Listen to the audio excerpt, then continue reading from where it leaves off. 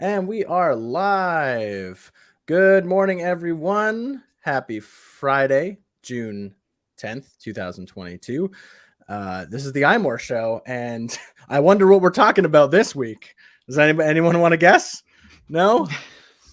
We are the home pod. unboxing, unpacking, ripping open the tape, and getting into WWDC, all the announcements that happened at the keynote earlier this week. It's been an exciting week if you're an Apple fan. But before that, I'd like to introduce you to everyone. I am your host, Luke Filipowicz, a writer for iMore, and I'm joined, as always, by my lovely co-hosts, Karen Freeman, a iMore contributor. How you doing, Karen? I'm doing well. How are you? Not too bad. Excited to talk about WWDC. And we're also joined by Stephen Warwick, our news editor at iMore. How you doing, Steve? Hello, I am well, thank you. I just called you Steve. I don't think I've ever called you Steve in my life. I'm not old. No, come on, I'm not old enough for Steve yet. I'm not having that. Sorry. Yeah, I think you still have too much hair for Steve. Steve right? is an old man's name. Yeah, it's based on your. I think it's like here you're Steven, but here you're Steve, right? When you're back up here. Is that how that works? I'm sorry if there's any Stevens or Stevens out there. I'm just making stupid jokes. I'm going bald, by the way. I have a bald spot back here, so I feel like I can make jokes about balding because it's happening to me, unfortunately, at the ripe age of 31. But back on to what we're actually talking about, which is WWDC. Man, this was a packed WWDC, I feel like. It was really long. It was long. It was close to 2 hours. It was 1 hour and 48 minutes. And that was just the. And so this episode is going to be exactly 1 hour and 48 minutes. No, I'm just kidding. Yeah, not true. We did do a supersized episode because we want to make sure that we can kind of give all the different elements of WWDC good proper time and take any questions or comments that you guys have. Definitely comment on the video if you happen to be watching with us live. Let us know your thoughts, your feelings. If you have any questions that we may be able to answer. Some of us have dove into the betas a little bit already, so if you have any questions about the new software, we'll definitely try and answer them if we can. But starting off, it didn't really waste any time. WWDC, couple minutes of an introduction, just talking from Tim Cook, kind of just about the company in general, and the general sort of Apple raw stuff that usually starts these events, and then right in to iOS 16, which has, I would say, quite a few updates, especially since I feel like most of the software last year, like iOS 15, watchOS 8, things like that, were kind of like incremental updates. They didn't really include a lot of big features, but like iOS 16 is hit the ground running at WWDC. Do you know what it is? It's a big visual change. I think a lot of people look for that, and I think we've maybe lacked that in previous years. And shout out to everyone. We did a little thread on the iMore Twitter, just asking people to show us their kind of day one iOS 16 lock screens, right? Which is one of the huge, I think, kind of updates and additions. And we were inundated with people, and I think that kind of just shows that people are really excited for this. And I think having that visual change, like a new design element to iOS, I think really kind of sets this release apart from some of the ones we've got previously. Yeah, you really tapped into a zeitgeist there. People are very excited about that. And, you really gave people an outlet to express that excitement. So it's fun. It's fun. There's so many people have participated and are still participating. Like each morning I wake up and there's more. So yeah. So what people want to show off those lock screens. Luke, maybe you could run us through it. What exactly has changed with the lock screen? What are we working with? Yeah, so Apple is giving us a lot more customization when it comes to our lock screens. There's now a lock screen editor. You can long press on your lock screen once your phone's open, once you've opened it with Face ID or what have you, and you'll have an editor, and you'll be able to change the background, change the font of the clock. The clock actually has different fonts you can use. You can change the color. You can even add widgets. There are little widgets that you can add. Right now, obviously, with the software literally being brand new, the widgets are pretty limited to like specific Apple features, like for example, first-party stuff. Yeah, battery and weather and fitness. But I do enjoy it. I've been fooling around with them a little bit, and I do enjoy the little the weather like preview, because it'll give you like the temperature, and then it'll give you like a little like, you know, partly cloudy or raining or whatever, which is nice to just be able to like quickly look at, you know, I'm about to head out the door. I just have to look at my lock screen and be like, oh, okay, it's, you know, 18, sorry, I'm talking in Celsius, 18 degrees Celsius and sunny outside. Awesome. I'll take my shades and I'll go get my coffee kind of thing.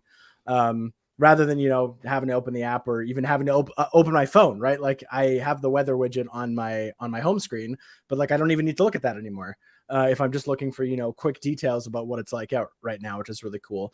So there's kind of three main parts to the lock screen you can edit, and the editing is limited right now. But obviously as developers kind of get their hands on you know, the APIs for this kind of stuff, you'll probably start seeing more apps that'll have lock screen widgets, and perhaps even apps that like let you even change your fonts and stuff more. That could potentially happen. You never know. But yeah, you can change the font of the time. There's also a little section above the time that you can sort of mess around with the date a little bit, which is interesting. And then below it, there's a section where you can have about 3 to 4 widgets, depending on what kind of widgets you have, because there's widgets that take up like 1 slot, which is like a little square. And then there's widgets that take up like 2 slots, which is like a little rectangle. And I believe you can have 4 of them. I think so. I think you can have 4 of the little ones, and then like 2 big ones, or like a combination there within. You essentially have 4 slots to sort of mix up with. And one cool thing too is if you are the type of person who likes to take you know, photos, especially portrait photos, and kind of customize your background that way, the lock screen now will kind of, using AI and sort of computational photography, especially within a portrait mode photo, it'll sort of break out the subject of that photo and sort of kind of place them above the time a little bit, so you can sort of have this interesting effect where like the time almost looks like it's getting covered up, but like pushing through the subject in the front. We have all of the best lock screens that folk have shared from their kind of initial run with iOS 16. Like I said, all the best ones have these incredible, like you said, the kind of the 3D element of the portrait mode, where you might have, I'm looking at one just now, it's like a cactus, right? So you've got like a portrait photo of like a desert with a cactus, and the cactus being the subject in the portrait mode, it comes forward in front of the time, and it doesn't make it unreadable, but it obscures it enough to give the lock screen just this like incredible, yeah, kind of sense of depth and stuff. So it's very similar to that. There's a similar feature on the watch, and you can use the digital crown to kind of adjust like how much like the portrait, like the subjects kind of protrudes and stuff like that. But yeah, the interaction with the portrait wallpapers, I think, is absolutely fantastic. Yeah, it's funny how people are really excited about that. To me, it's not that big of a deal, but I've seen so many people commenting on it, using that, and it's very popular. I think it's because, do you know what? It almost seems like asinine heroes talking as like how long it was, 2007. So what, 15 years of the iPhone, and we're absolutely falling over ourselves because we can now change the font of the time on the lock screen. But this is what I said. And it's the like having a little bit of the picture go over the time is what people are losing their minds over. Yeah. And I'm just like, whatever. I mean, I just think the widgets are so much cooler, and it doesn't seem to be as much focus on that. It just gives so much, I think, depth to the actual lock screen experience. And because, like Luke said, it could feasibly work with any portrait photo, right? So we've seen some great ones of dogs and cats or cars, things like that, or like children or family photos.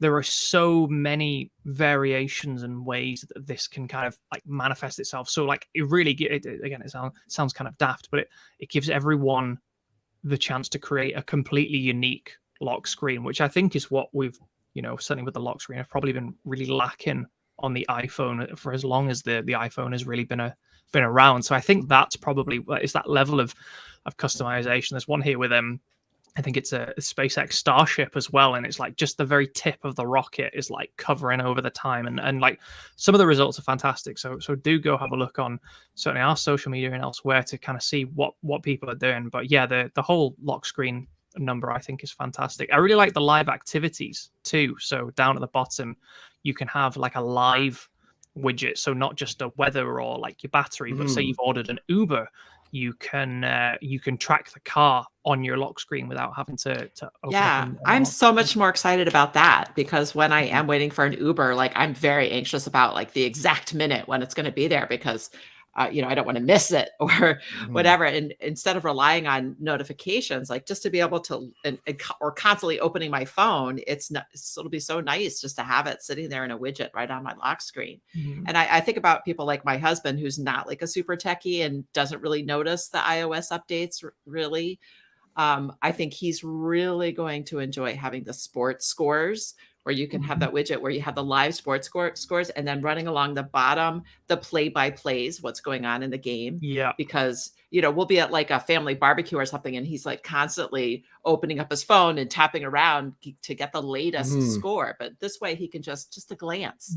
He doesn't have to do anything or even, you know, really touch his phone. So someone asked if you can delete the lock screens like that you create. I don't know, I've not used it, but the way it basically works is there's Luke, you could probably answer like specifically to that, but there's basically like a gallery of pre-made lock screens that Apple has. It's a lot like customizing a watch face in watch OS, where the way you can go in and you select different elements and then you kind of tweak them, and it's kind of parceled out, and there's different like compartments and stuff like that. But then obviously you can kind of create your own. Luke, have you any experience with this? Can you sort of go in and go, oh, I don't like this lock screen, and just kind of trash it and go again? Or yeah, so any lock screen, so you actually can create multiple lock screens, and in the lock screen editor you can very quickly, like, say you have 3 different lock screens, they have different backgrounds, and they can have different, you know, different fonts, different widgets in different configurations. You can just go into the lock screen editor and just like swipe over, and then you have a new lock screen, and you could do that. And you can create, I'm sure there's a limit eventually, but you can create quite a few of them, and you can delete them eventually after you create them. The gallery itself, I believe, is pretty static from what I understand, because there are obviously some pre-made ones that Apple kind of shows off and you know, allows you. It's kind of like, it kind of almost replaces the wallpaper a little bit. Like you can still go into the settings and change your wallpaper, but like the lock screen editor is probably where you'll do most of that stuff now. And so it's really kind of becoming a little more robust. But if you do create a lock screen, Adam here's asking if there's a way to delete it. You can delete it. Yeah, you can. As it stands right now, you can, I believe, lawn press on it in the editor, and then there's a delete button, if I remember correctly. Once again, all of this is beta software. Things might change, obviously very early on, but it has been cool to sort of play around with and sort of make different lock screens and different configurations. And I'm someone who is changing my wallpaper all the time. Like I have an app that just like has a ton of wallpapers on it, and I just love them. And so I'm changing my wallpaper all the time. So it's cool to be able to just like swipe through my lock screen real quick and have a couple kind of like ready to go when I feel like I need something different. So that's nice. I've been really enjoying that. Another big sort of addition, it doesn't seem like a big deal, but you may be wondering where notifications go now if there's widgets on top, on the top banner. And now notifications actually roll up from the bottom of the screen on your lock screen. So they used to kind of come down just sort of like below the time. You have the time up here, they come below. Now they kind of scroll up from the bottom. And I think that's a change that people are sort of half and half on whether it's actually better and or worse. I think it's nice. I think it looks nice. I think it makes sense. But some people are not. But what if you have one of those bottom widgets, like with the Uber location? Well, from what I understand, those aren't actually static. Like those aren't widgets that stay on your lock screen at all times. They're like widget. They're like for a few hours, maybe. You know, yeah, I think it depends on the apps too. Like I haven't personally used it, so I don't know. But like, for example, the Apple News one, which is what you're talking about, the scores, is actually a functionality of Apple News. And then it'll become, you know, you can get the scores to be a live activity. And then, you know, if you're keeping an eye on a game, you'll get that kind of rolling thing. I'm assuming, once again, I don't actually know. My assumption is that it will either just stay on the bottom and other notifications will roll on top of it, or it will just stay on as like the top notification and your other notifications will like roll below it maybe. I can't imagine it would go on top because that would be disruptive. You can change the way you're saying, Luke, that some people are kind of struggling to get the grip of this. I understand that you can actually. Gosh, we're going to lose Karen to. You okay? Sorry about that. You can change the way the notifications come if that kind of rolling bumper at the bottom that isn't to your liking. I believe there's another setting. The coolest thing for me with the lock screen on top of the actual customization is the new focus like attachment. So say you create 3 lock screens. You could have one for going to the gym, you could have one for work, and then you could have like a personal one. Each one of those lock screens you can assign a focus mode to, with all of the usual focus filters in terms of what alerts you get from your calendar, mail, messages, all that sort of thing. So, and then you can just sort of scroll between your lock screens as you kind of go about your day. So you get up and you go to the gym, you can move to your gym focused lock screen. Maybe you've got like some activity widgets on there and things like that, and you don't want to be disturbed, and then you move to work, and that's different. And then again, when you finish working for the day. So I really like the fact that it's almost like having like user profiles on your phone in terms of the lock screen and what information you're immediately presented with, which is really cool.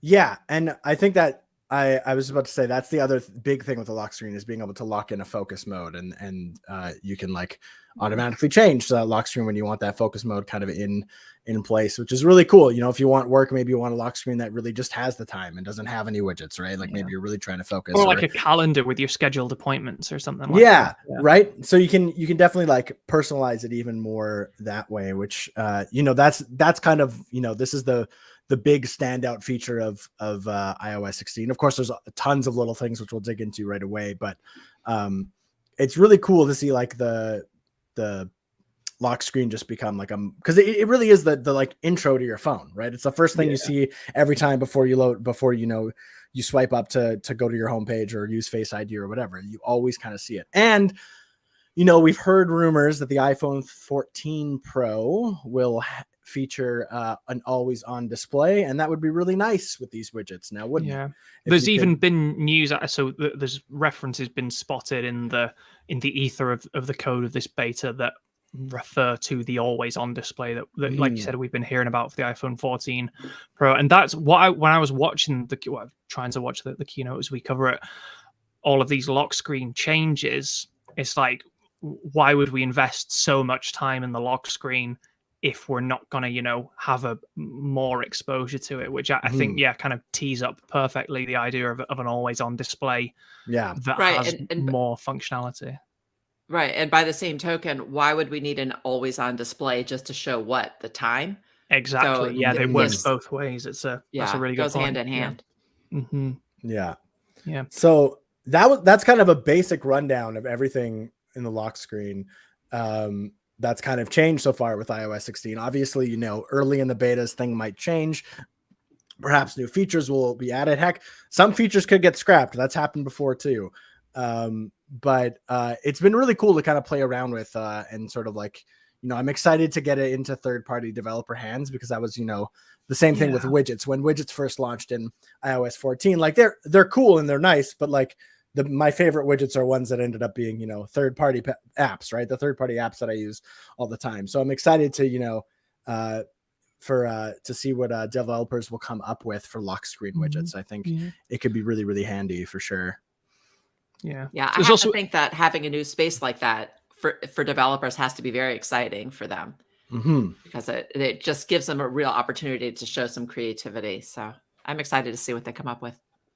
I wonder what, like, I can't think off the top of my head of any sort of good apps that would be like, hey, this would be an amazing sort of lock screen widget kind of tool. I mean, I suppose a lot of ones like social media, for instance, like Twitter, it's basically just notifications. So I don't know.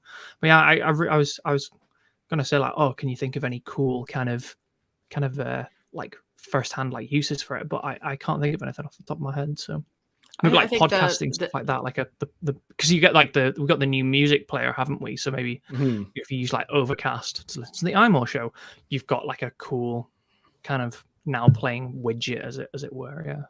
Yeah, I think that the third-party calendar apps and the third-party weather apps will come up with some cool things. Definitely. Yeah, totally. And to what you kind of said about like Twitter or something like that, like even just having a button on my lock screen that just like lets me compose a tweet, like just like opens up my Twitter and lets me compose a tweet or something like that would be huge. And for me at least, like I'm always like if, especially if I'm like watching a show or something and it's like a popular show and I want to like, live tweet along or whatever, like with Stranger Things season 4, which I'm currently obsessed with. And I've watched like the entire season 2 times already. Like things like that, like that would be awesome just to be able to like hit a button and like, there you go, my Twitter's up kind of thing. And I don't even have to like think about it. It's that, it uses Face ID to unlock my phone and boom, there I am in Twitter kind of thing. So yeah. And I feel like third party to do apps used to be like a really huge thing like 10 years ago. And this might be a chance for them to sort of come back into vogue because there's a lot of cool possibilities what they could do with it. What about shortcuts on the lock screen? That would be cool because that's kind of what you're hinting at. Like if you could like just activate a shortcut from your lock screen, like in the live activity section to be like turn off all these HomeKit lights or things like that. That would be really cool. Yeah. I mean, I sometimes get like Siri prompts for shortcuts anyway, but I wonder if they could do more with the acts like the widgets and stuff like that. That would be really cool. Yeah, interesting. DJ Food Stamps, which is an interesting name, I'll say.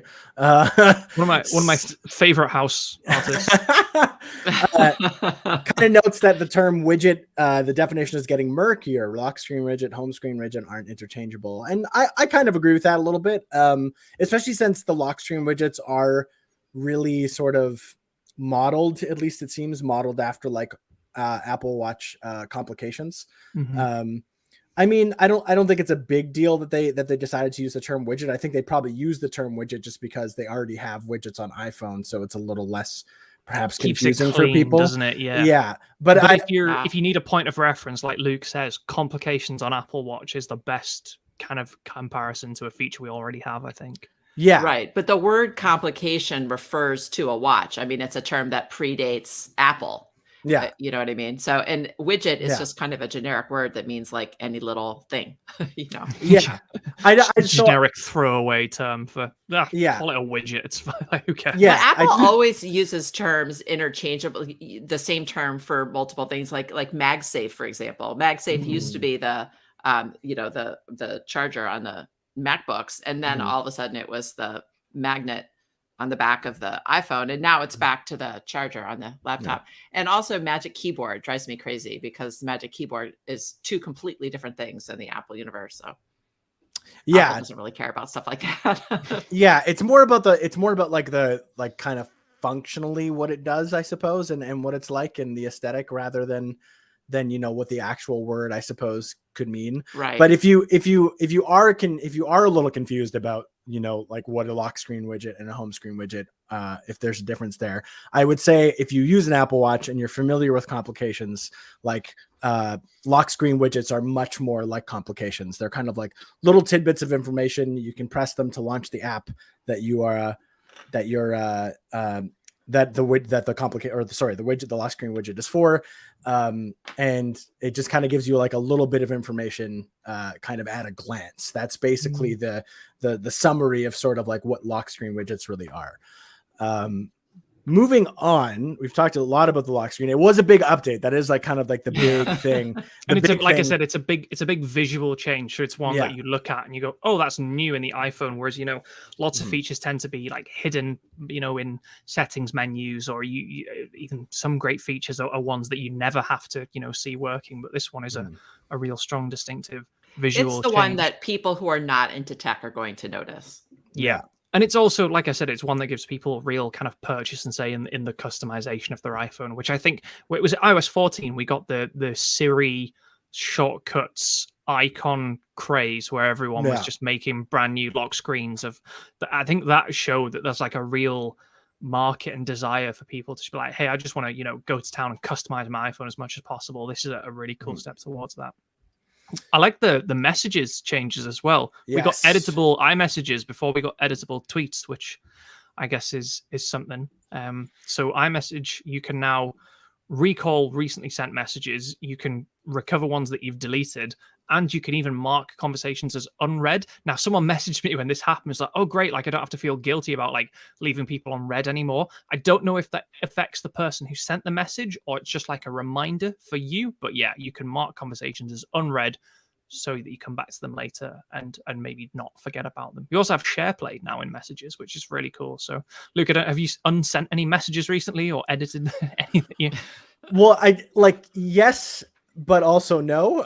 So, I mean, I've sent messages to test out the features. I sent messages to my partner, and unsent them and edited them. But because she obviously has no reason to be on the developer beta, and she's not on the developer betas, it doesn't show up. Nothing shows up. It doesn't work unless you're also on iOS 16. So I haven't really been able to like fully test it out yet. But yeah, when you edit a message, you can send a message and then you can kind of tap on it like you would for like a tap back or a reaction. And you should be able to have a little edit message button. You can go in and kind of change, fix your typo. And then it'll appear, and what the people should see and what you see on your display is you'll see like delivered or read or whatever, and then you'll see a little edited marker so that people know that the message has been edited. And I haven't been able to officially test it, but I'm assuming you'll be able to see that on like the person who you sent it to, as well as on your screen to remind yourself you did edit that message. And same with when you unsend a message. So if you call a message back, it'll say like Luke unsent a message, or if it's your own phone, it'll say you unsent a message. So people will still know what you're doing. You can't just send whatever you want and then unsend it and feel guilt-free or anything like that. Yeah, there'll be some trail, just not as bad. Yeah. And it's limited time-wise, right? 15 minutes? Yes. Right? Yeah, it's about 15 minutes, which some people say is too long. I've always been in the camp that like editing things is good, and I've always wanted editable tweets for like the longest time, pretty much since Twitter was a thing. And I don't think it's a big deal. I think as long as you know that it's edited, I don't think it's a huge deal. I'm surprised it's that long, because if I sent Luke an iMessage that was like meant for Karen, as soon as it went through, I would look and check, but I should have sent that to Karen. I would like recall it immediately. Like I don't tend to go back to messages like 5, 10, 15 minutes later. So I think it's quite a generous amount of time. 15 minutes does seem long. Like I don't think it's like too long as in like it's a problem, but I just like it does seem like an oddly long time frame, because like you said, if I'm going to correct a typo or correct a sentence or realize I should say something different or whatever, I'm probably going to realize that within a few seconds of sending the message. By contrast, the new recall email feature only gives you 10 seconds to recall an email. So yes, I assume with email it doesn't actually send it for 10 seconds. So you're literally once it gets to the inbox, it can't be unsent as well. Yeah. Whereas the text is sent immediately, but then you're editing it after the fact. Yeah, one of the biggest. I'm conscious to move us on, because we spent a third of the show. We're not past iOS 16 yet, but I really wanted to talk about Apple Pay later, because that's a brand new Apple Pay feature, which it's only available in the US so far, which I believe will be available in the US. But before we move off of messages, though, I just have to mention how cool it is that you can pull a subject out of a photo and basically make it like an instant sticker. Oh yes, stick it into messages. There's a very good article on iMore by Christine about that. If you'd like to know more. Yeah, no, she's super excited about it. We like it. Like we both like the sort of like cute, fun things. And I originally thought that feature was only going to work with like portrait mode photos, because it would already have like the information, but it literally works on just like anything. It just uses computational edge detection to sort of figure out what you're trying to pull and what the subject is. And I've fooled around with it a bit, depending on how good the photo is and how sharp it is. You'll have some clarity issues maybe around the edges and stuff, but for like a quick tool that like you don't have to put your photo into any sort of like software like Photoshop or anything like that, and you can just like kind of instantly sort of like pull it out of the background, and then you sort of have like this floating dog or person or whatever you're trying to pull out. is really cool. It is a lot of fun. I know Christine's having a lot of fun. She put her baby, Christine has a relatively new baby, and she put her baby on the Iron Throne. So she's having some fun with that new feature for sure. Yeah, Apple Pay. So yeah, the new Apple Pay Later feature is like, in the US, you'll be able to take, I don't know if there's a limit on the cost. I assume it's limited to whatever the limit for Apple Pay is where you're buying it. For instance, in the Apple Store, there is no limit. And it lets you spread out your payments over 4 weeks. Sorry, 4 payments over 6 weeks. No interest and no fees of any kind, interestingly enough. And the other big revelation is that Apple is the finance like outlet handling this. It's not like, obviously Apple Card comes from, it's backed by Goldman Sachs, but this will be handled internally by Apple. There is, obviously with Apple Pay, you use, kind of a card from any bank.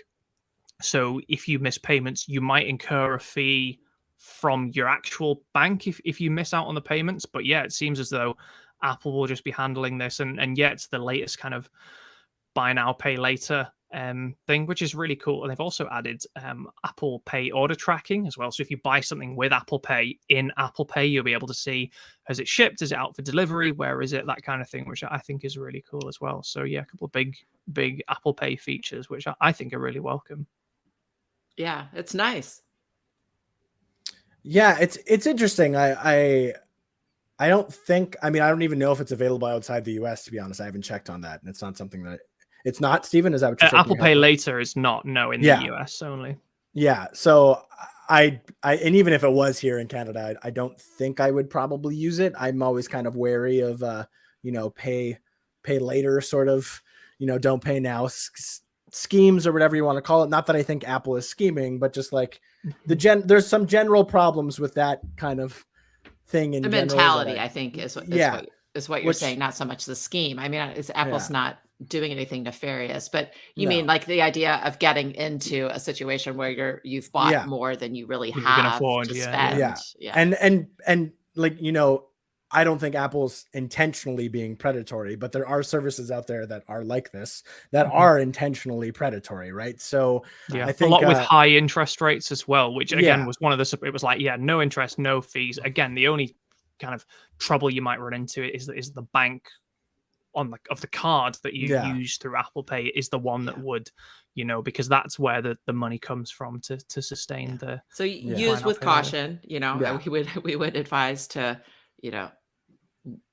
use common sense when you use this feature. Yeah. The other big one, I would probably need to move on from iOS 16, but I don't think we should do that without talking about CarPlay, because this new generation of CarPlay looks absolutely wild.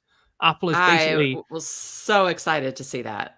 It's basically convinced some we don't know who yet, but some automotive manufacturers to give over their entire dashboard space to the Apple ecosystem. So CarPlay will be able to show you not just, the regular CarPlay stuff like maps and music, the phone, news or whatever, but also like these huge, great big dashboard widgets, or, the temperature, like how fast you're traveling, your navigation. It looks like properly like futuristic and really, really exciting. And it uses like the vehicle data. So it's your phone and the car kind of working in tandem to provide you with this great big Star Wars-y heads-up display. Well, not a heads-up display, but, this great big dashboard of information and stuff. I think it looks absolutely fantastic. Yeah. I would love a car of...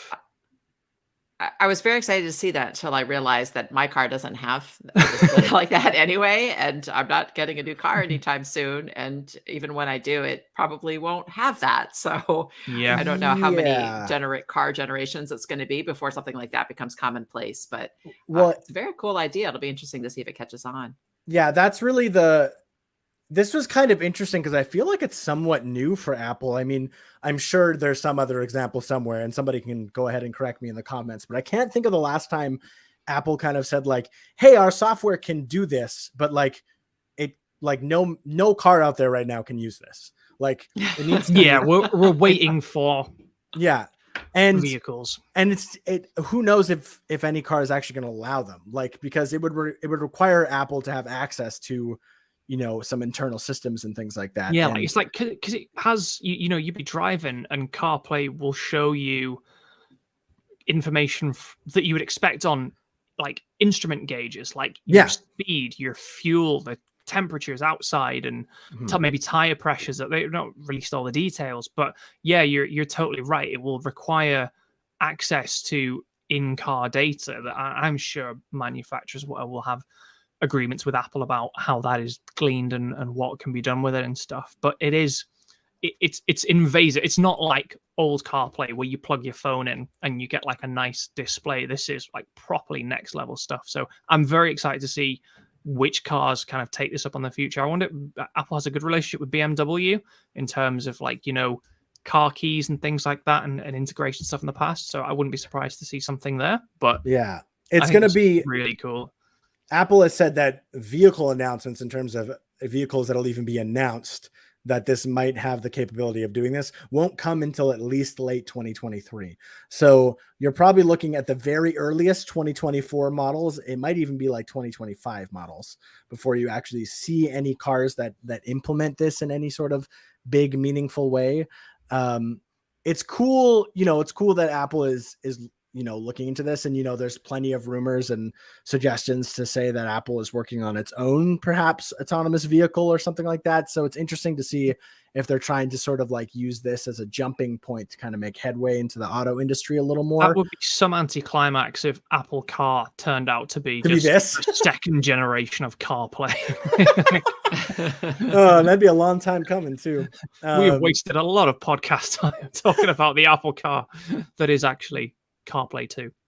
Yeah, but it'll be interesting to see what vehicles actually allow this, because that's prime real estate, and prime information that Apple would have to kind of link into, and I don't know how many automakers are actually going to want to give that up or give all of it up. So we'll have to see. We'll have to see how it works sort of in tandem with the actual in-car systems as well.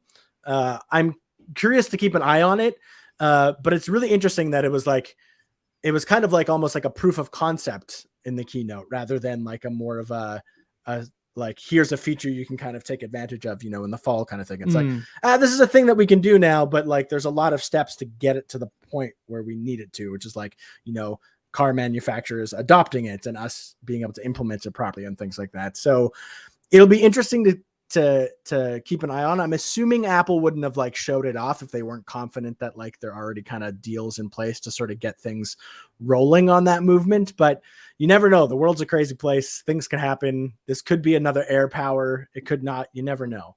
So it'll be interesting to see what comes of CarPlay 2, CarPlay the next generation, CarPlay the original series. Which one are we going with now? CarPlay Voyager. I'm just naming Star Trek now, if anyone didn't get the joke. The last cool thing, okay, we're going to touch on one more thing with iOS 16 real quick, is live captions. I think are really neat. I think that'll help so many people and just be really, really, really useful in so many ways. And like, obviously it's in beta and I haven't even had a chance to like try it out yet. But Apple's experimenting with the ability to kind of like turn audio from videos and even like FaceTime calls into live captions. So you can like, see the words as people are speaking them, kind of like similar to, I guess, like YouTube that has, automated captions in their software and stuff. So using software to kind of, do voice detection and word detection and things like that. I think that's really cool. I just think that's like such a helpful feature, and like, especially with certain videos, and honestly, especially even in FaceTime calls, it could like really help just like keep you on task if you have if you have a hard time hearing, or even if you're just kind of far away from the phone or something, or it just like, there's so many different uses for it, which I think will be really, really neat. I'm really excited to like see more of that and see like how integrated it can get into the system. Yeah. Okay. Moving on, we will move on from iOS 16. There's so much more to talk about, which I'm sure in later episodes we will definitely dive more into. But we will go on to watchOS. So watchOS 9 will now be what it will be called, as we officially figured it out, and it has a few interesting changes. Nothing I would say that's like completely groundbreaking, but definitely some really good important features that I think some watch fans have been waiting for. So obviously the very first thing they always announce is the new watch faces, because everyone loves watch faces. They're the kind of like the heartbeat of your phone in a lot, or the heartbeat of your watch in a lot of way. So there's 4 new types of watch faces. So there's an astronomy watch face that'll kind of like give you a live picture of the Earth, which is kind of cool. And like, you'll actually be able to see like cloud movements and things like that. Which is pretty interesting. There's a lunar watch face, which kind of syncs up our calendar, the Gregorian calendar as it's called, with the lunar calendar, and you can kind of see it go around, which is really interesting. And there's especially like they mentioned that, there's different religions that track that sort of stuff, in terms of festivals that go by, lunar cycles and things like that. So I think it's going to be a really cool, not only is it a cool looking watch face, I think it's also going to have like real world implications for a lot of people, which I think is really nice. There's a new art one, which is called Playtime, which looks very fun and adorable. It's one of their watch faces they made with an artist. I can't remember the artist's name off the top of my head right now, which I really should. Joy Fulton. Joy Fulton. There we go. Thank you. Yeah, they kind of from the one that they showed off, it kind of looks like the numbers kind of look like party balloons. Which is and when you tap them, they bounce. Yeah, so it's another fun one. I like when they add fun stuff like this just for the heck of it, because every now and then I like to change my watch face to something just ridiculous that isn't really useful except for just being fun. So I like when they add stuff like that. And then the 4th one they added was a new monograph face, which has like kind of similar to sort of the modular compact and modular faces, but it has like a more stretched out look to it, I guess. Like the watch face itself kind of has like a more like stretched out numbers and stuff. It's kind of hard to explain. You kind of got to see it to see what it looks like, but it looks nice, and there's different colors and stuff you can do with it as well. So if you're an Apple Watch face fan, there's more faces to play around with. A couple of workout updates as well, which I thought were pretty cool. So like they've improved some workout tracking. So there's a couple of different new like running metrics in terms of like your stride pattern and things like that. New zones. So if you are passionate about working out and you want to see like what heart rate zone you're in, or you're trying to deliberately train in a particular zone, you can now track that as well, which is really cool. Some swimming enhancements. So you can now use a kickboard. A kickboard is a recognized stroke on the Apple Watch as well.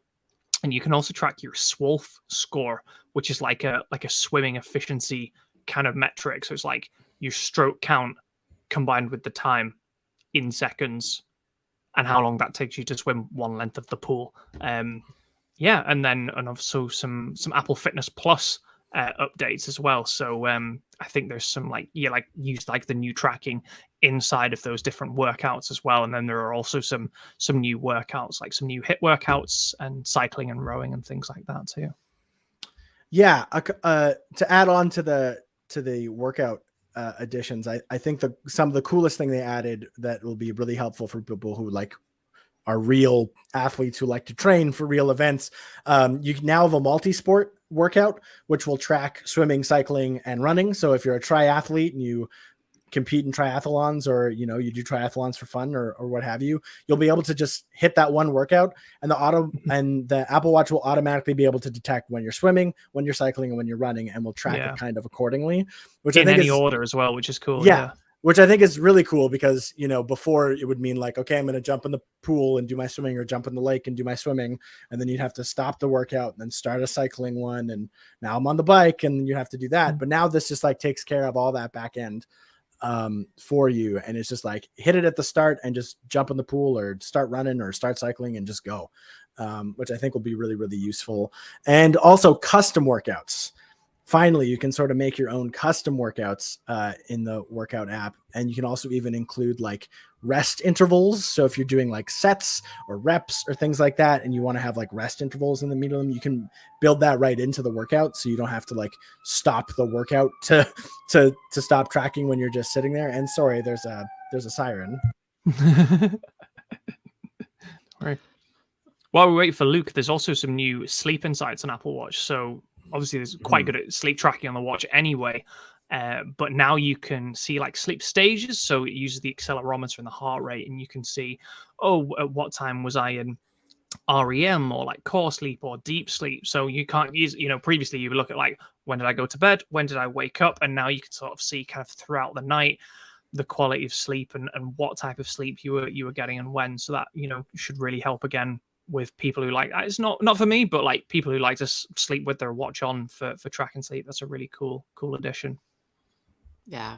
And I think that the AFib history is going to be a big deal for a lot of people. Totally.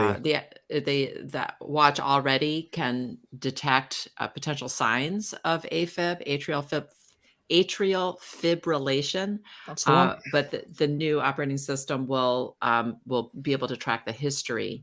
So this will be something very useful for people. Yeah. So if you've been diagnosed, you can look back and see, if you have an irregular heart rhythm, when that kicks in, for how long, so like the frequency, the duration, and you get notifications and updates and stuff like that. And you can also kind of export that data into a PDF if you wanted to share that with your doctor and stuff as well. So like a really helpful, I think this is like this has only just been approved by the FDA for Apple and stuff like that. So a really cool one. The other cool one, of course, is medication. So this is a whole new app on Apple Watch that lets you input whether you're taking certain medication. It can be anything as innocuous as omega-3 capsules or allergy tablets to lots more kind of important and kind of vital medications if people rely on those. And you can log what medication you need and reminders for when to take them, and you can tick off when you have taken them. You can also add your medications just by typing them in or just scanning like a pill bottle or a box that medication ships in, which is really cool. And you'll get alerts. So if you're taking a certain type of medication and you introduce a new one, the medications app can tell you if one of your medications might interfere with an ingredient in the other one, or it'll warn you, hey, don't drink alcohol while you're taking this and stuff. So really cool for people who are reliant on medication, to help them to live and function. This is a really cool addition, I think, in terms of the medications app. Yeah, this is the one that I'm most excited for because I'm hoping she doesn't listen to the show, but my mom's 60th birthday is coming up in the summer, and I plan on buying her an Apple Watch because I feel like there's lots of things that she could use. And the fact that medications is coming, my mom has quite a few that she has to keep track of due to, various reasons. And I think it'll just like really help because I'll constantly be talking to my mom and she'll be like, oh, I forgot to take this pill today. I'd be like, Mom. Luke, I hope included with your gift, you're going to include some lessons on how to use it. Oh yeah, 100%. I'll have to set it up. I'll have to tell her all the things. We'll go through some walks together. We'll do a bunch of things. I thought you were going to say you were going to buy her some medication for her birthday. This is decidedly more exciting. I figured as you were talking that maybe she already has that, and it's the watch you're angling for. So. Yeah, that would be revenge for all the Christmases where he got socks. Yeah. Hey, and it's funny, now that I'm older, I want socks every Christmas. So I know. The biggest thing for me you didn't when you were 8, did you? No, I didn't. I did not. I feel like we really missed out on WatchOS. The biggest feature we're expecting in WatchOS was like a new low power mode, and this was rumored from a reputable source prior to the event that we were getting basically a low power mode that would make the watch usable even if the battery was low, whereas currently that is not the case. And this just didn't materialize. Now, I don't know if that means it doesn't exist, or if Apple hasn't seen fit to announce it yet, or if maybe it's more attached to like the hardware in the next generation so maybe the Apple's Watch Series 8, the SE2, which we're expecting again later this year. So we'll see what happens there. But certainly at the moment, no sign of the improved low power mode, which would have been, sort of, hey, you've got 10%, 15, 20% battery left. Do you want to get into low power mode? Yes, but you could maybe still track a workout or, do anything on the watch, whereas currently you get a tiny, crappy digital clock and nothing else. So I think that has to be hardware. Yeah, or maybe just a combination, or maybe it's it's not. We've definitely seen Apple build features into WatchOS or anything else like that, and just unveil them kind of further down the road. So we'll see what happens.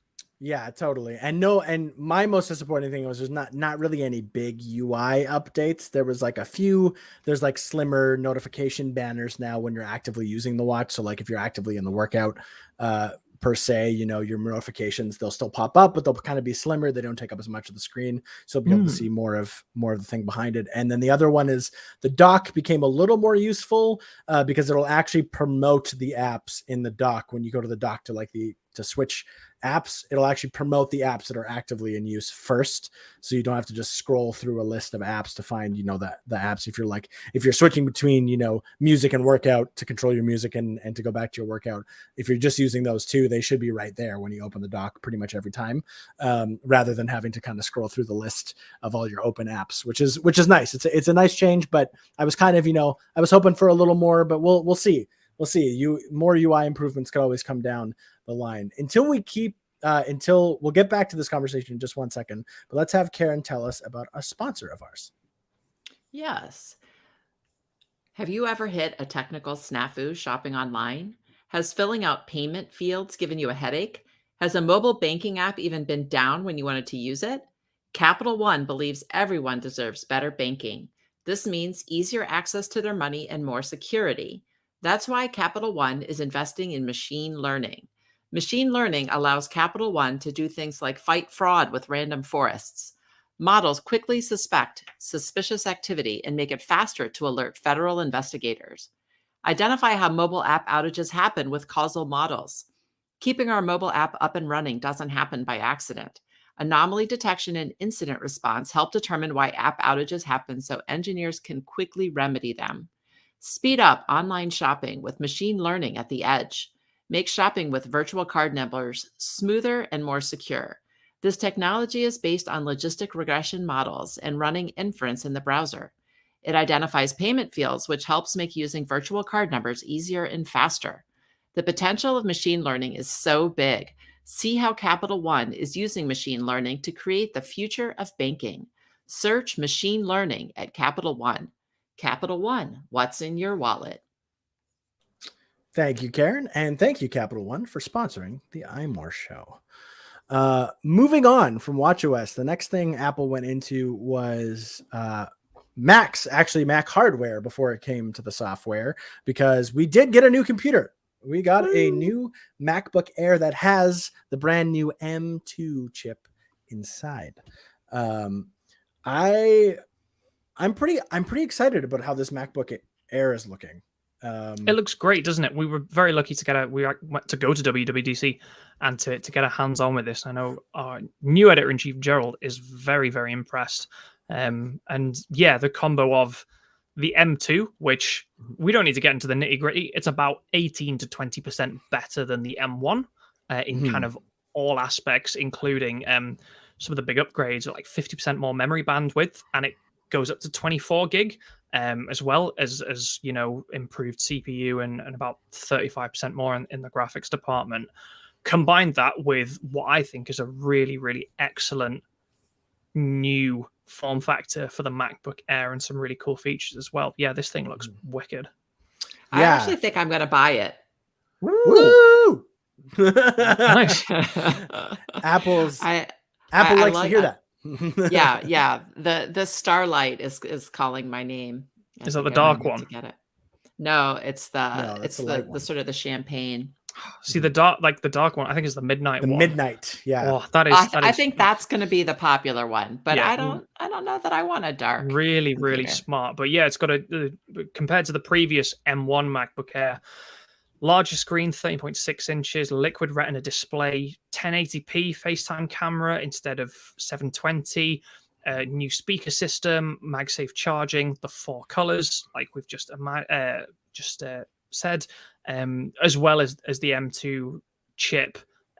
Yeah, this is really cool. Good battery life as well, up to 20 hours of battery life in 18. In the right circumstances. Yeah, 18 is what they said at the keynote. It's 18 hours for the Air, 20 hours for the MacBook Pro. Yeah. Oh, yep. So it is. Yep, that is absolutely my fault. Yeah. So I think this is really, really cool. I think the strange thing is, like, we got the M2 in the MacBook Pro as well, and that machine doesn't make any sense to me. Yeah, and when we say MacBook Pro, not the like a new MacBook Pro, the old 13-inch MacBook Pro that still has the touch bar. Yep, still has the touch bar. There's now an M2 version of that. The Apple discontinued the M1 version, or they don't sell it anymore. So there's now an M2 version of the old 13-inch MacBook Pro with Touch Bar, but it has a smaller screen, the same processor. The only two differences are the battery life, like we just said, slightly more, and active cooling, because the MacBook Pro has fans and the Air does not. But otherwise, the MacBook Air takes in every other category, including improvements to better FaceTime camera, like we said. Better display. Yeah. Because the liquid retina display. So the Pro is a very strange... The 13-inch Pro is a very strange machine. I can only...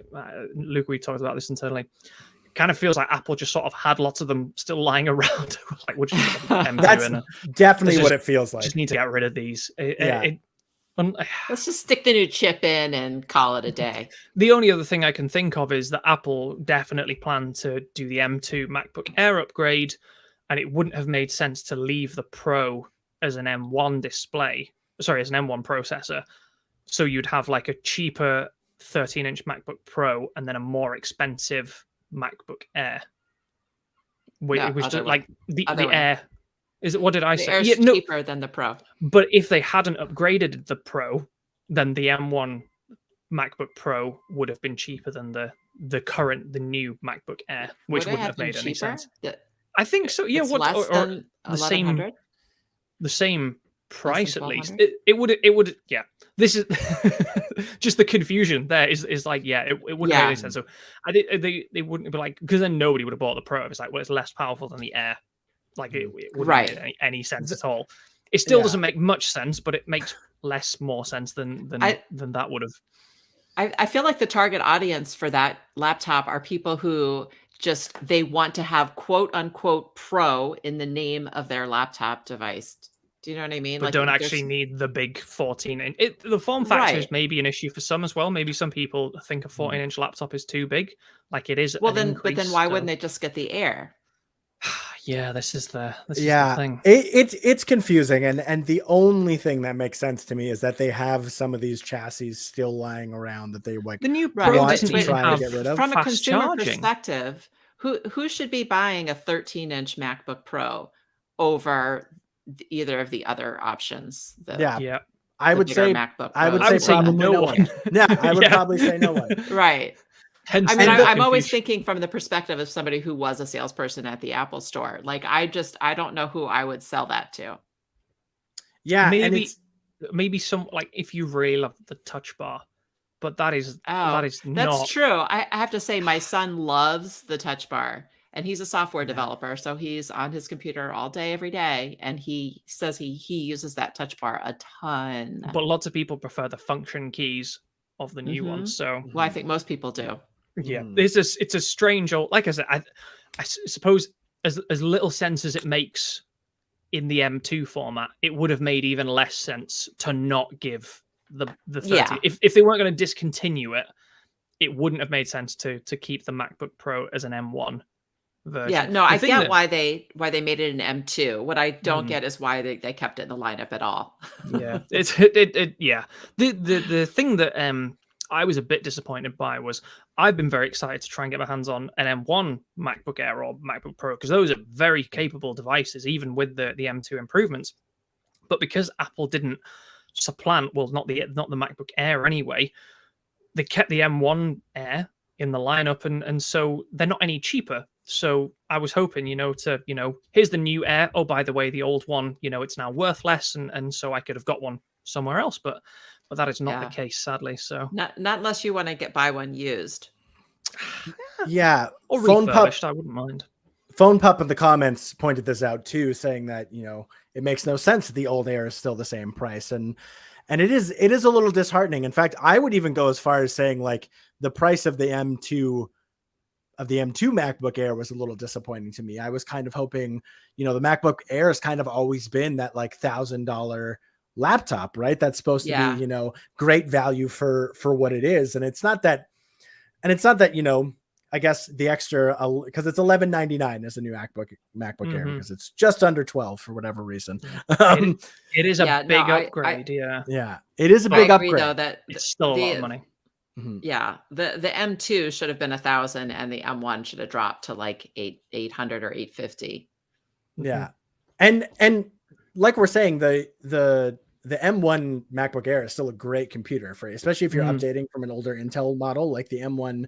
The M1 is a very capable computer for sure. Doesn't, quite have the exact same new design and kind of as many ports as the MacBook Air M2, if I'm remembering correctly. Yeah, the M2 it still only has 2 ports. Yeah, but it now also has the MagSafe charging port. Right. Yes. Which is very handy. So you don't have to take up a USB port with a charger anymore. Yeah. But yeah, like even if they just knock down like the M1 version, like $100, like even to like $899, as Foam Pump actually said in the comments again. But like, yeah, if they even knocked it down like $100, I think that would be like, just so much better, a much better strategy. I feel like that could really tempt some people who didn't, who maybe didn't upgrade to the M1 already, because of, but the new MacBook Air is a triumph. Like, this is just superb. Like, I cannot wait to hopefully maybe get my hands on one at some point. And yeah, the design, I think is brilliant. I think all of the new colors look amazing. The new display, the M2 obviously has lots of potential. And of course, remember, if Apple hopefully kind of follows suit and keeps a bit of uniformity, the M2 will be the foundation, the building block of the next M2 Pro and M2 Max, and maybe even like an M2 Ultra. So this is, kind of not just a new processor, not just one new processor, but a new family of processors that we will hopefully see in even more capable machines. Like a MacBook Pro has been, kind of thrown around this week and stuff. So the future of Mac looks very bright, as does the very near future when this comes out kind of next month as well. But it is a lot of money. Yeah. Fast charging as well. MacBook Air has fast charging, which the Pro doesn't have. So you get 50% charge in 30 minutes if you use the right adapter, which is not included in the price. Yeah, I do get the educator's discount, so at least there's my wife gets that now as well. Actually, she's training to be she's already an accountant, but she's training to be more accountant. So she's got a student card again. So maybe we will we'll have to take advantage of that. Moving on from the Mac, they went right into obviously what powers the Mac OS, which is the new version is officially called Mac OS Ventura. And immediately all I thought was, alrighty then. Every time they mentioned Ventura, because of Ace Ventura, in case you didn't know. But yeah, Ventura has brought in some, or it plans to bring some interesting features to the Mac experience. Obviously, the big one is also somewhat the same on iPadOS, so we'll talk about probably more of it there. But a big one is Stage Manager, which is kind of Apple's new sort of window management / multitasking feature software. It's a strange one, isn't it? It looks like something that was made for iPad, and they were like, hey, we should put this on Mac too. And someone was like, yeah, okay. And they did.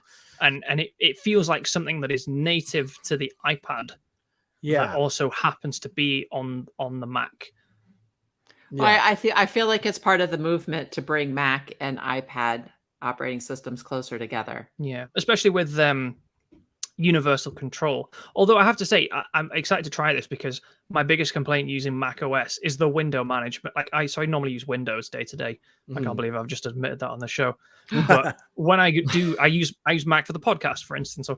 The window management in Mac OS, I'm sorry, it is terrible. Like moving windows around and manipulating them, or if you get one stuck in full screen and you can't it is. So I'm excited to see if Stage Manager makes choosing and moving windows on Mac OS better. But I think most people are probably more excited about the possibility of that on iPad, because we now also have, movable, resizable windows, better external display support and stuff. But yeah, also this new continuity camera, this is really cool. Yes, but also a bit funny. I've seen lots of memes about like Johnny Ive kind of turning in his grave with these pictures of this new whatever MacBook you want, and this Belkin adapter that basically bolts your iPhone onto the top of your Mac, and you can use your iPhone's webcam as your. It's pretty ugly. It's not great, is it? but the functionality is so cool. I was gonna say it's exactly what we wanted, though. I mean, kind of some of the community in general, just like we've criticized, or people have criticized Apple for being too, form over function. This is the exact opposite of that. This is definitely function over form for sure. I think unfortunately will be sad for, some of the third-party apps that kind of, and services that exist to sort of do this exact same thing, turn your iPhone into a webcam, which obviously now Apple's kind of Sherlocking, which, has its own problems. But in terms of like usability, it's bonkers how useful I think this is, especially since your iPhone is likely a better camera than a lot of webcams out there, even external webcams, unless you're like really spending the money to kind of get like a really nice external webcam. Your iPhone probably has a better picture quality on it for especially if you're just talking about like plug and play, it just works. And that's one thing that's cool about this too, is Brian was saying, Brian, our kind of like Mac OS expert, was saying when he tried the beta, he loaded up one of our meetings earlier in the week, and he said like it immediately went to my iPhone as my webcam, kind of automatically immediately. So it might even be a little too eager at the moment in the first beta. That will be one of the good things, not just the quality, but it's in the name, but the continuity. And I've used like my Canon EOS camera as a webcam on the Mac before. And you've got to download a driver and plug it in. And then each time you open up a meeting, you have to go in and select what cameras you want to use, the Canon EOS. Whereas, like you said, this is, kind of snap of a finger and it's there and stuff. So the continuity aspect of it is as important, I think, as the camera aspects, which is also very important because you're getting, like you said, that iPhone quality. It won't be for everyone, though. I saw a couple of, not naysayers, but like people need their phones during meetings, or if you need your phone for a hotspot. Like, this isn't going to be a perfect solution for everyone. I also hope that this is like what's the word, like a retroactive solution for all the rubbish Mac cameras that we've been given previously, and not to kind of stifle the innovation of the camera going forward. I don't want to see Apple use this as like the alternative to improving the camera in the Mac, in it, like its webcam. I still want to see that develop, but this is great for people who do have those grubby 720p FaceTime cameras, but also have an iPhone. Yeah, it is. Yeah, I'm excited for Studio Light too, which acts like as a ring light. And because if you're watching on YouTube now, you can see I'm very dark, but if I put a light on my face, it gives me a headache and it bothers me. So I'm hoping that Studio Light is a better solution for it's like an effect rather than an actual light as well. Yeah. So well, it pretty much uses, from what I understand, it uses like the iPhone's ability to use Studio Light on portrait modes and kind of like adjusts the picture. So it's actually happening on the iPhone, from what I understand. Right. So it's not shining a light in your eyeballs, which I hate. Yeah. But that's like one of the cool things that, we've talked about, previously with a Mac Studio, with a Mac Studio display, where it has like an A13 kind of powering like the camera and a few other things on the display, right? This is like you strap your phone onto your MacBook or your Mac, and then you have all of that power kind of behind it, which I think is really, really cool. And one of the reasons why like being able to use features like you can blur the background, because it can do that with portrait mode essentially, right? Yeah, that will, even those like the effects and stuff like that will be brilliant. Yeah. So I agree with Steven. I think the best use case of this would be for people, if it hopefully comes to older Macs that can still get Mac OS Ventura, and that people on desktop Macs who don't have if you've got a Mac Studio or a Mac Mini and you and you don't have a webcam, it's not just to replace rubbish webcams. Like, don't forget that, like, if you don't have an iMac but you're using a desktop Mac, you don't have a camera with that device. So totally. The coolest thing I wanted to talk about on macOS is the gaming updates. Did you guys see all of the gaming improvements? So Apple has taken Metal 3, which is Apple's like graphics engine, powering, gaming on the Mac. And they've added this Metal Effects upscaling. So it's going to basically change the way like games are rendered. So rather than rendering a very complex scene, you can render like but you can render like a slightly less complex scene, so and shorten that process, and then you use upscaling after the fact to then make it look, kind of give it like a higher fidelity, quite similar to like DLSS basically, and it will really improve hopefully the game performance on Mac, especially on Apple Silicon. And we're getting like some really exciting AAA titles. EA Grid's Legends, admittedly No Man's Sky is like 6 years old, but Grid's Legend, Resident Evil Village, these are fairly recent and high-ish intensity games that we probably a year ago couldn't have expected to enjoy on really any Mac, let alone some of like the MacBook Pro and things like that. So the gaming stuff that Apple is doing, I think is really, really cool. And one of the interesting things about the M2, it's like a reasonable increase in CPU power, but the GPU power is like 35% more, which is like really quite a big jump. So I'm excited to see this. There's also like fast resource loading for quicker boot times and renderings and stuff like that. So I don't think we're going to, all start gaming on the Mac when macOS Ventura comes out, but it's definitely like a watch this space, and I think a hint that Apple is a bit more serious about this now. Also, No Man's Sky is coming to the iPad, which I think is very, very exciting. And I probably should have got more plaudits during the keynote. Fair. No Man's Sky fan over here, Steven. It's just, do you know what? I bought the game when it first came out, and I got the refund because like everyone, like we were like duped into buying this game that was actually like rubbish. But now, like to have that game on the iPad is tremendous, I think. So that's very exciting. Yeah. And the last thing we forgot to mention, we'll quickly mention here with continuity camera, one of the coolest features is it can use the ultra wide angle lens of the iPhone to actually give you a top down view, which they call desk view. Oh, yeah. What makes it look like you have a camera above you, but it's actually just using the ultra wide sensor in your iPhone, at least on the iPhone 13 Pro is what I'm assuming they were using in the demo. And to give you like a top down view. So it'll actually like pull the information of like what's on the desk in front of you.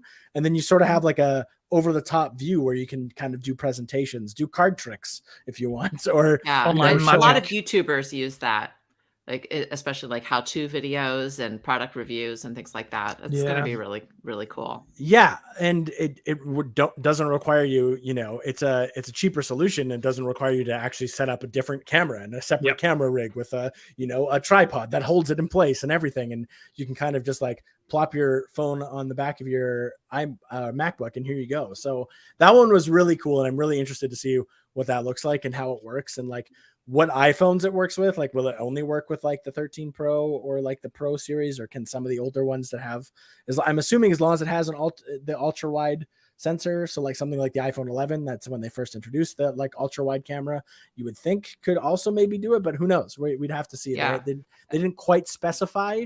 I haven't dug into the previews too much yet, but they might have specified somewhere. But I think that's one that's a really cool feature that a lot of people will get some use out of. And Phone Pop in the comments pointed out it'd be really good for teachers. Yeah, particularly teachers that are doing remote learning. It's kind of like that overhead projector kind of idea. Yeah. And then it's like there's never enough time to talk about this stuff, but we'll move on to iPadOS to kind of talk about the biggest feature, which is also in macOS sort of, was Stage Manager. We need to leave plenty of time to talk about tvOS at the end as well, remember? Yeah, all the time. We'll spend exactly as much time as... In fact, why don't we just cover tvOS? Why don't we just cover tvOS now quickly? Say a prayer? Cool, iPadOS. Yeah, so the biggest feature in iPadOS that we kind of got a sneak peek at was Stage Manager, which we talked about in macOS because it's also coming to macOS Ventura. But in iPadOS 16, Stage Manager is kind of a new way of multitasking and kind of interacting with your apps when you're working on things. So how it sort of works is you can have like one window, say your main app, say I'm working in, Pages, and I have my Pages document up. I can also have up to, I think it's 4 different apps kind of on the side that's sort of in like this little sidebar / dock, if you want to say, that'll make it really easy to switch between them. You can also easily click or tap, I should say, the your desktop / your home screen. You should be able to go back to the home screen much quicker that way. You can also pair apps together. So say I want Pages and Keynote open at the same time because I'm working on, writing up my slides and I'm trying to figure out where they go. I can pair those apps together and so that they'll show up in Stage Manager together. So say I'm bouncing between that and I'm doing research on Safari, I can like have Safari, have it open, and then move over to tap on the paired windows and it'll bring up the windows right away. You can also pair up to, it showed like 4 different windows that you can resize, 4 different apps that you can have kind of different sizes sort of on the same screen that you can easily bounce through. So if you're in notes, you're taking pictures, you're doing whatever, you should be able to kind of like quickly switch between apps that way that are open. And this is definitely a good answer to some of the multitasking woes that I think iPad users have been experiencing. It looks especially really... with full screen, more better full external display support. It's up to 6K now, and like better external display. So you could feasibly use your iPad plugged into a display as like a daily driver as well. Mm-hmm. Yeah, and then you'll get all that. The Stage Manager will pop up on your display as well, and you'll have all that extra space to kind of play around with, which is really, really nice. I think the hottest topic off this is the fact that it is restricted to M1 iPads only, which means the iPad Air 5 and the 2021 iPad Air Pro, iPad Pros, which is, the 12.5 inch 5th generation. And I believe the 3rd generation of the 11 inch, if I remember correctly. And the iPad Mini 6, which is what I purchased last year. No, that doesn't have M1. No, it doesn't. I'm sorry. I thought you were saying the ones that couldn't. Yeah. I cannot use it. I was so excited for this feature, and then to find out that I will not be able to use it on my brand new iPad Mini 6, I was very disappointed. Yeah, it's I don't know. Apple we did ask Apple though. We have been asking, like, why did you put M1 into iPads if you weren't going to do anything? Yeah, and then really it's like, oh, hey, here's some M1 exclusive it features, and it's like so we can't really complain. You got the picture. Yeah, I mean, you say we can't complain, but I'm definitely still going to complain. Okay, well, we can complain. I think I'm torn because I understand that, and Apple has said that it's the power of the M1 that's kind of powering Stage Manager, and they kind of need, that extra RAM that it can provide. And in fact, they even have virtual memory swap now, which means if you have extra, storage space, apps can convert that into RAM up to 16 gigs, I believe, of that into RAM to even help apps kind of run smoother, which is cool, and something that's actually been on like Android stuff for a while now. But that's a cool feature. But it's just when I look at the updates for iPadOS 16, and I realize that like most of the features are pretty much just geared towards M1 iPads. And when you think of, somebody who bought an iPad Pro from only 2 years ago, 2020, and like spent, thousands of dollars on this iPad Pro, it's now kind of feeling a bit like a second-rate device when you update. That is a tough scene. I felt bad for Karen having bought the iPad Mini, but exactly the iPad Mini just last year. The big buying like we have one of those. Oh, I forgot. we bought the 12-inch iPad. When did we buy that? Maybe we bought it last year. It might be the new one. I can't remember, but I don't think it is. Yeah, redundant. Oh, I'm fuming. Yeah, that is. It's hard, isn't it? Yeah. It's hard because I see where Apple is coming from. And like Karen said, a lot of us have said like the M1, we're putting a Ferrari engine in a Toyota. Like, what are we doing here? And then they're like, okay, well, here's all the Ferrari features you want. And it's like, well, now my Toyota can't run this. So I understand. Exactly. I understand it's a bit of a, kind of between a rock and a hard place, but it's just one of the best things that's always been about Apple for all of its devices is that when you buy one of its flagship devices, it will last you for years and they will update it for years. Like the iPhone 7, as it stands, the iPhone 7 is getting cut off from iOS 16, but it still has iOS 15. Like the iPhone 7, which came out 6 years ago now, by the time iOS 16 launches, 6 years of like consistent security updates, feature updates, UI improvements, things like that. And it just sucks to think like someone bought a 2020 iPad Pro and was like probably super happy with their purchase. And now it's like, it's already like so many features are kind of gate kept away from them. I know, especially because iPads, when you buy an iPad, you expect to have it for 6, 7, 8 years. Yeah, it's not like a phone that least. you would rattle through maybe once a year or once every couple of years even. Yeah. So yeah, it is hard. Like it's exactly like you said, we say, what's the point of the M1 iPad? Like we can't make use of it. And like you said, Apple say, well, here are the features that you can make use of. And now everybody who doesn't have an M1 is iPad was like, well, I would like those features as well. And yeah, it's yeah. It is. It's a catch-22. Like you couldn't. If you're Apple, like you can't win. Like in that circumstance. But like I feel bad. I feel bad for you, Luke. I now feel bad for myself. Having remembered that we also own that iPad Pro, and it's like, oh, like no Stage Manager. Like yeah, that is a. Sad. I'm saying this for all three of us. Well, I'm saying you don't necessarily have to feel bad for me because I have an iPad Air 5, which means I'm going to be able to try this out. But I just know people who, recently have bought some more used ones, or even just like in 2020 kind of like finally dropped on the iPad Pro. And it's not like the iPad Pro 2020 is like really lacking power. You know what I mean? Like it's not anybody who still has it is all of a sudden like, oh, the M1 came out and now this thing is useless. It's not. It's a very capable machine. It's very powerful. And it I don't know. It's a similar problem that game developers face when we move from console generation to console generation. It's like where we are now, we've got the Series X and the PS5, but you've also got probably the vast majority of players in those brackets also using, the Xbox One and the PlayStation 4. And it's like, do we keep making games for the PlayStation 4 or that work on, the PS4, the Xbox One, but that are holding back, the current generation of consoles?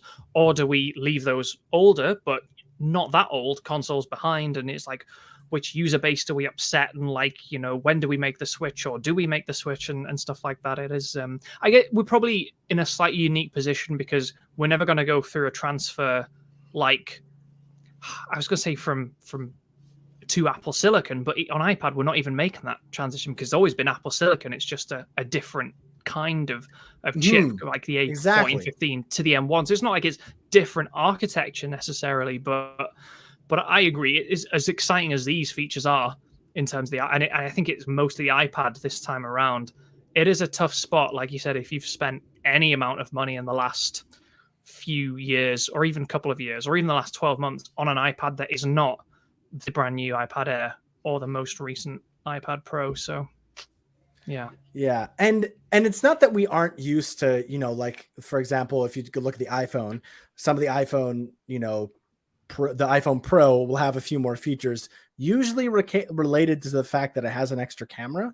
And I feel like those are a little easier to swallow in terms, because like they're not necessarily fundamental to the way that the operating system works. Whereas like Stage Manager is just such, like, multitasking is such a fundamental part of the iPad OS, and has been a fundamentally lacking option up until now as well. Yeah. And so for them not to, I don't know what it would look like, but it would be nice if maybe after this, maybe in a future iOS or iPad OS update, Apple finds a way to maybe bring like a simpler version that maybe can run on a bit of just about to suggest, what if we had like a dumbed down Stage Manager that could use 2 windows or 3 windows, right? So we're not gonna, kind of put the processor under too much pressure and stuff. But it's a hard one. I did joke about tvOS, which literally didn't get a message during the keynote, but that does seem like a sort of a news word, because this is,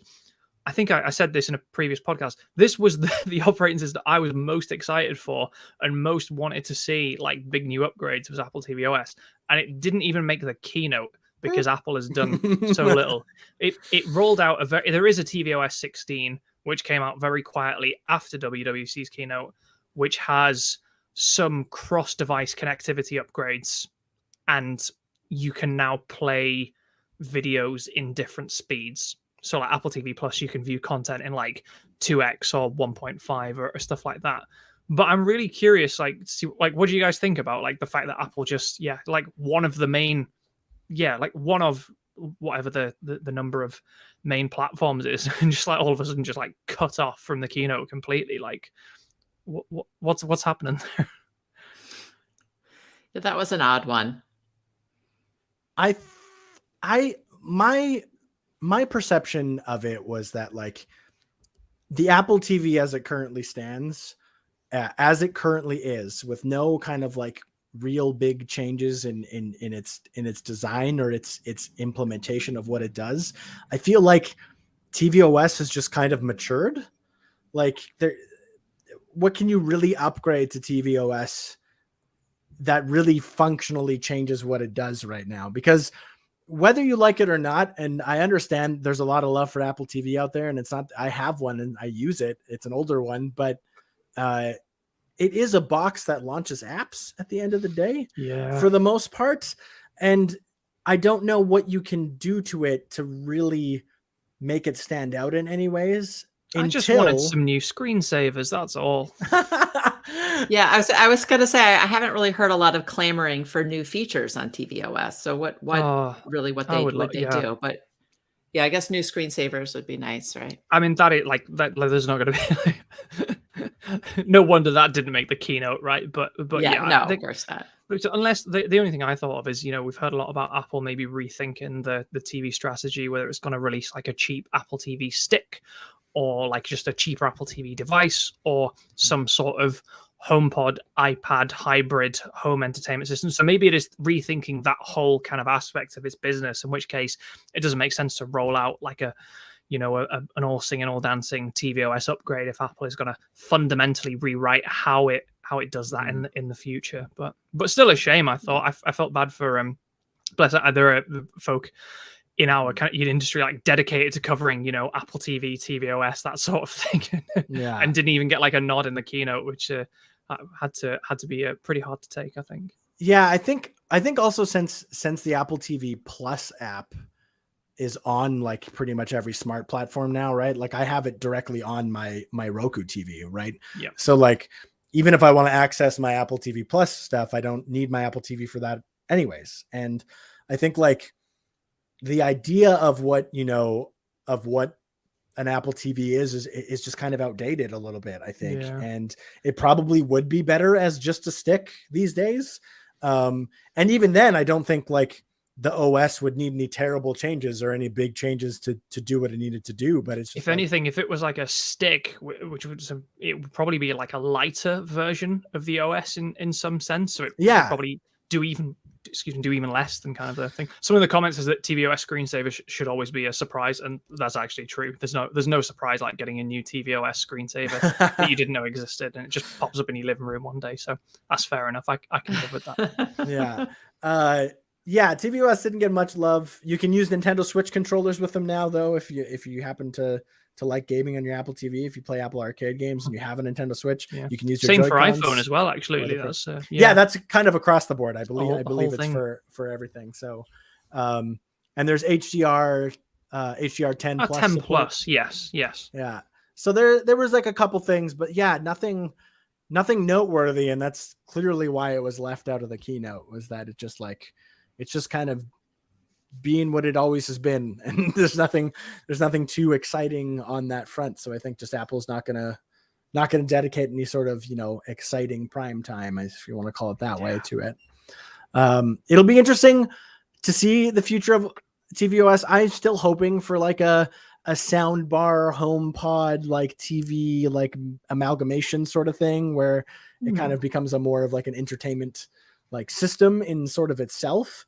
And I think that could be really cool.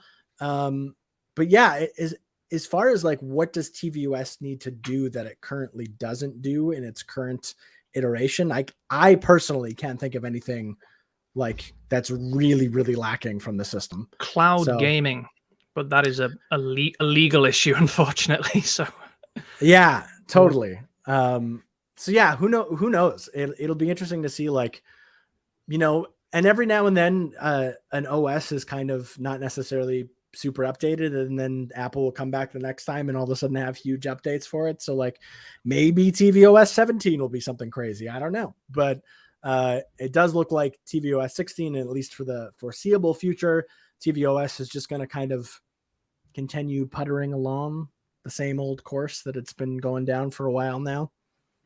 Definitely. Yeah. Yeah. So what was it everybody's absolute favorite part of WWDC and what was announced? MacBook Air for me. It's got to be that whole.